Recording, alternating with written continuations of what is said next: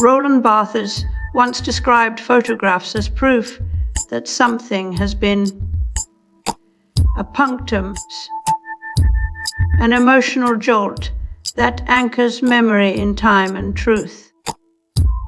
But what happens when the punctum is no longer born from experience, but algorithm?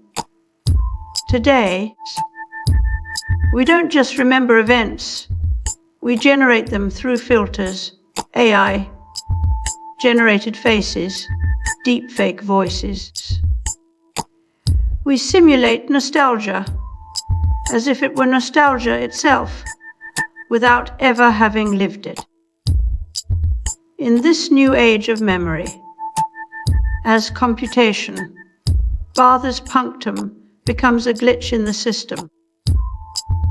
We live in a world where memory is no longer a function of the mind, but an output of systems.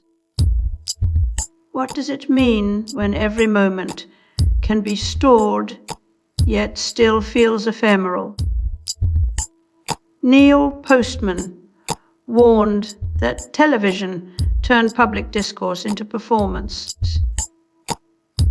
Now we see the same fate for memory itself. The past becomes curated not through recall, but through search algorithms and metadata tags. It's no longer about remembering. It's about retrieving what fits our narrative of who we are. In this digital archive, Walter Ong showed that literacy shaped how we think, and now digital systems are reshaping memory itself. The difference between oral tradition and print was once a revolution in thought. Today, the shift from human recollection to algorithmic retrieval is just another update. We no longer remember because our minds need it, but because the system tells us what's important.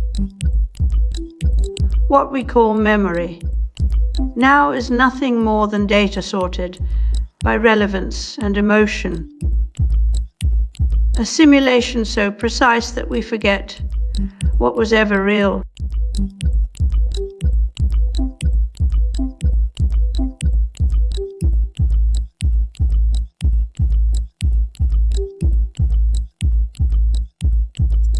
The Retrotransmission Retrospective 2023 brilliantly recontextualizes underground audio archives as blueprints for modern sonic identity. In our pursuit of preserving memory, we've started not to preserve, but perform it.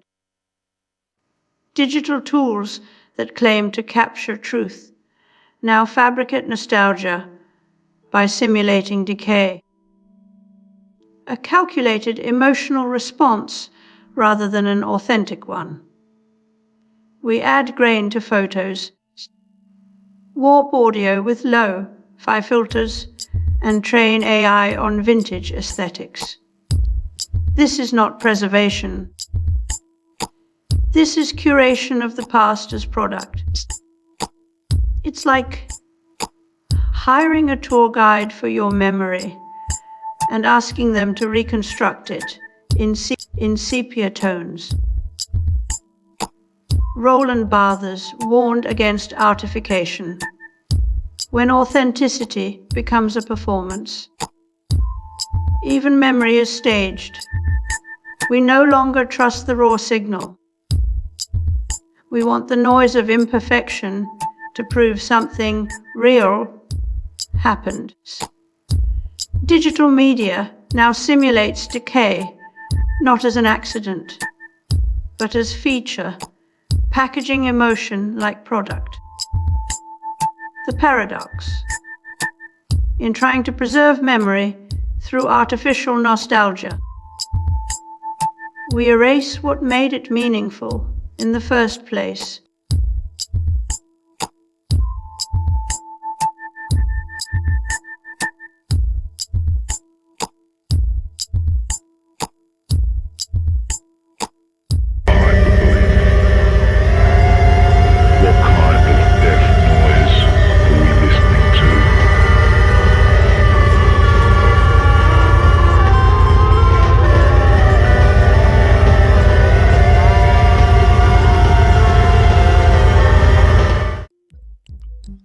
just this week, an AI generated film titled Dreams of Violets was released.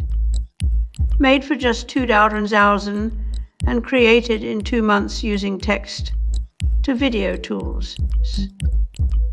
It's not just visually convincing, but emotionally resonant. What once demanded a crew, location scouts, and months of post-production now requires only access to an API endpoint.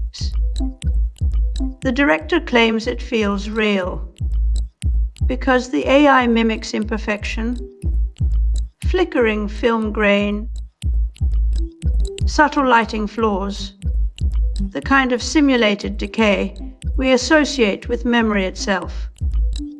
Neil Postman once warned that television didn't just show us information, it dictated the form of our thinking. Now, AI doesn't just reflect memory. It simulates what we expect from memories. When experts can no longer distinguish between a real historical document and an AI-generated forgery, trust becomes something you pay for.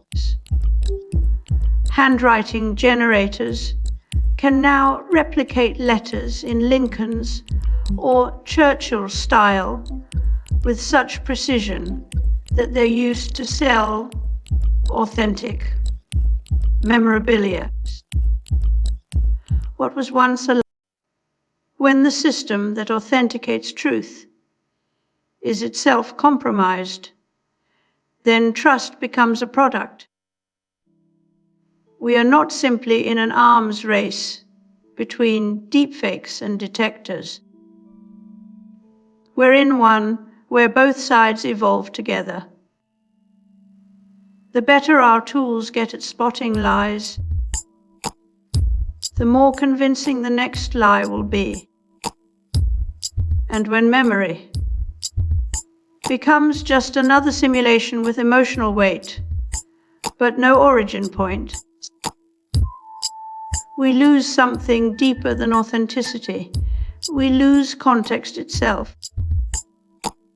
We no longer remember how to distinguish between what is and what.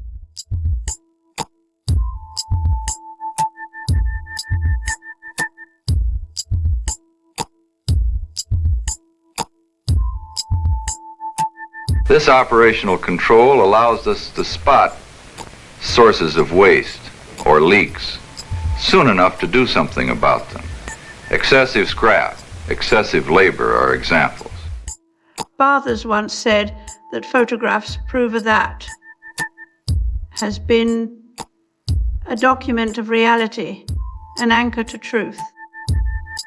But what happens when we begin to prefer the that might have been? Digital tools no longer preserve memory. They curate it for emotional impact over factual accuracy. A photo shared online is not evidence, but suggestion, nostalgia as aesthetic choice. We don't remember our lives anymore.